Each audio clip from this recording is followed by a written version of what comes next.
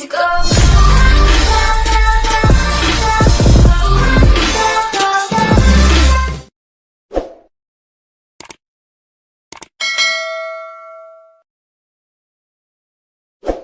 Bismillahirrahmanirrahim. Assalamualaikum warahmatullahi wabarakatuh. Ya, alhamdulillah kita bisa berjumpa kembali dalam bedah kitab online. Ya, dan dalam kesempatan kali ini kita akan melanjutkan belajar kita bersama Syekh Umar bin Ahmad Baroja dengan kitabnya yaitu Akhlaqul Banin jilid yang kedua. Ya, dan dalam kesempatan kali ini kita masih membicarakan tentang sepenggal kisah atau sekelumit kisah dari akhlak baginda Nabi Muhammad Shallallahu Alaihi Wasallam semasa hidupnya yang patut kita jadikan qudwah atau patut kita jadikan contoh dalam kehidupan kita sehari-hari. Ya, semoga dengan membedah kitab Akhlaqul Banin ini kita bisa menjadikan Rasulullah Shallallahu Alaihi Wasallam sebagai panutan kita, sebagai idola kita di dalam berakhlak dalam kehidupan sehari-hari. Ya baik, tak berlama-lama kita langsung kitab Akhlaqul Banin jilid yang kedua bersama-sama.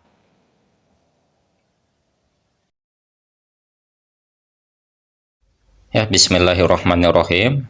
Qala al-musannifu rahimahullahu ta'ala nafa'anallahu bihi wa bi ulumihi fid dharaini amin. Ya, dalam pembahasan yang lalu kita sudah sampai kepada wayanha asad dan nahyi an ikhlafil wa'di, yang artinya Rasulullah sangat melarang dengan larangan yang sangat dari suka mengingkari janji, ya, karena mengingkari janji merupakan salah satu tanda daripada orang yang munafik.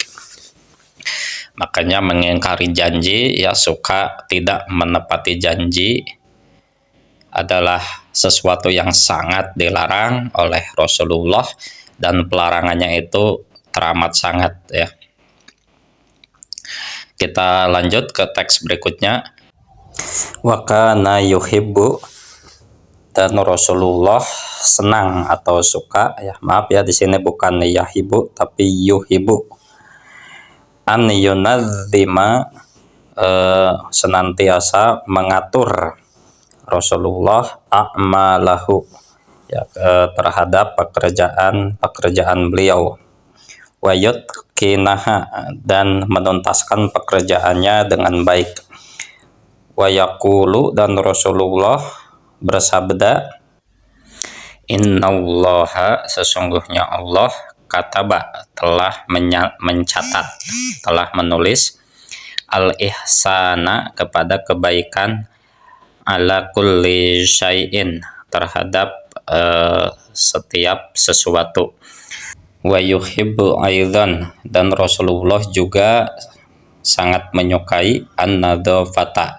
kepada kebersihan, fi jami'il asya'i, di dalam segala sesuatu, fi ta'amihi, baik kebersihan di dalam makanan, wa libasihi, dan kebersihan di dalam berpakaian, wa maskanihi, dan juga kebersihan di dalam tempat tinggal, wa ya'muru, dan Rasulullah senantiasa memerintah, bin nadofati, agar senantiasa selalu bersih, kama qala fi hadisihi, sebagaimana beliau bersabda dalam salah satu hadisnya, an-nadzafatu, kebersihan itu, minal iman, sebagian dari keimanan.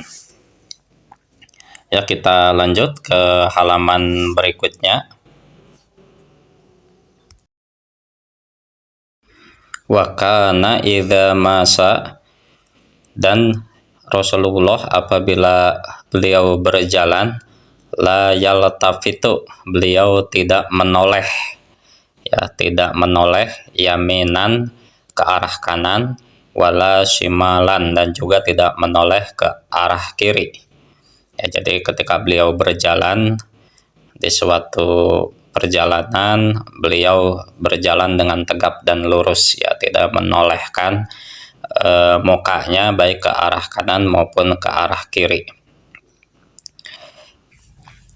Wa idza akala, dan apabila Rasulullah makan, ila alla yasba'a, beliau tidak makan sampai kenyang ya. Mohon maaf, di sini seharusnya ada la-nya ya, la nafi setelah huruf an-nya ya, karena kita aplikasi banyak kesalahan, jadi mohon dimaklum. Wa idza akala ila an yasba'a, maksudnya kalau Rasulullah makan itu beliau tidak sampai kenyang ya. Tapi sebelum beliau kenyang, beliau sudah berhenti dari kebiasaan makannya. Kenapa? Karena amalan, karena mengamalkan biqaulihi ta'ala, firman Allah Ta'ala. Ya, kenapa beliau kalau makan tidak sampai kenyang? Karena beliau mengamalkan perintah dari Allah Ta'ala di dalam firman-Nya. Ya, bismillahirrahmanirrahim. Wa kulu washrobu wala tusrifu.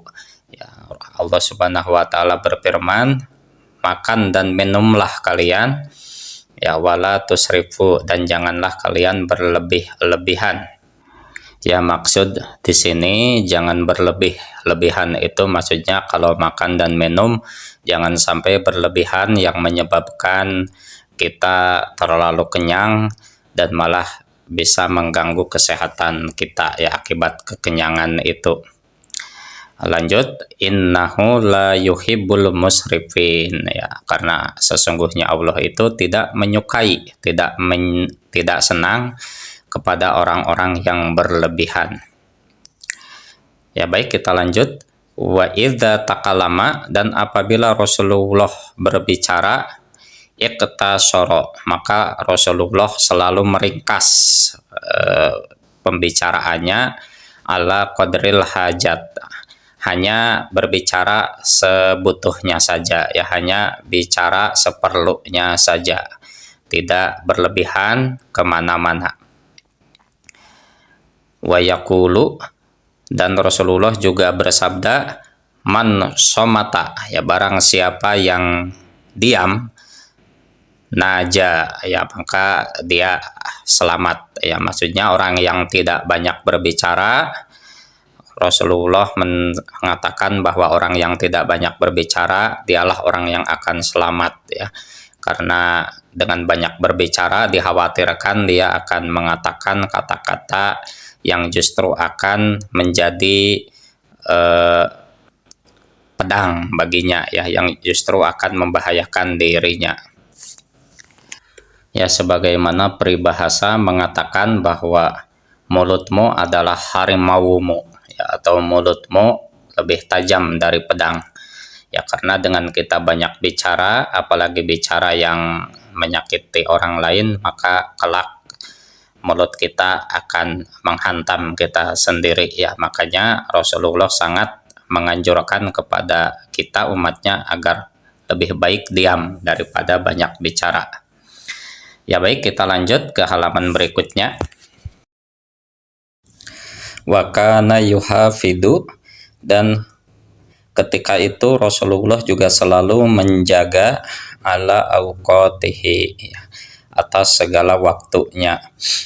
Payasrifuha, Rasulullah selalu menghabiskan waktunya ya, selalu menggunakan waktunya, kullaha ya, tegasnya seluruh waktunya Rasulullah selalu habiskan fi ta'ati rabbihi, dalam mentaati Robnya ya, dalam mentaati Tuhannya, penciptanya ya. Jadi di sini disebutkan oleh penulis kitab bahwa waktu Rasulullah hidup, Rasulullah tidak pernah membuang-buang waktu untuk pekerjaan yang tidak ada gunanya ya, tapi justru Rasulullah selalu menghabiskan seluruh waktunya untuk ketaatan kepada Allah Subhanahu wa taala, dan inilah yang harus kita tiru sebagai umatnya ya. Jangan sampai kita menyia-nyiakan waktu yang diberikan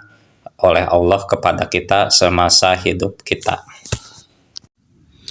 Wa fil hadisi, dan di dalam salah satu hadisnya dikatakan, kana yadhkurullaha. Ya, Rasulullah itu dahulu senantiasa selalu mengingat, berzikir kepada Allah ala kulli ahyanihi, di dalam semua kehidupannya. Wa yaqumu, dan Rasulullah selalu bangun ya, minal laili, dari setiap malam, maksudnya bangun untuk mengerjakan qiyamul lail atau sholat tahajud, hatta tatapat toro, sampai terpecah-pecah, sampai pecah apa kodamahu, kaki-kaki Rasulullah ya. Jadi di sini dikatakan bahwa Rasulullah selalu mengingat Allah sepanjang kehidupannya, selama hidupnya beliau selalu berzikir kepada Allah, dan juga sepanjang hidupnya beliau selalu bangun malam, selalu bangun di malam hari dan melaksanakan sholat tahajud atau qiyamul lail, sampai-sampai dikatakan kakinya terpecah-pecah ya, sampai kakinya pecah, bengkak dengan sholat tahajud yang rutin beliau kerjakan ya. Wallahu alam bishawab. Semoga ada manfaatnya. Ya, baik, itu sedikit pembahasan kita pada kesempatan kali ini. Semoga ada manfaatnya. Ya, saya pamit undur diri. Sampai jumpa di kesempatan berikutnya. Wassalamualaikum warahmatullahi wabarakatuh.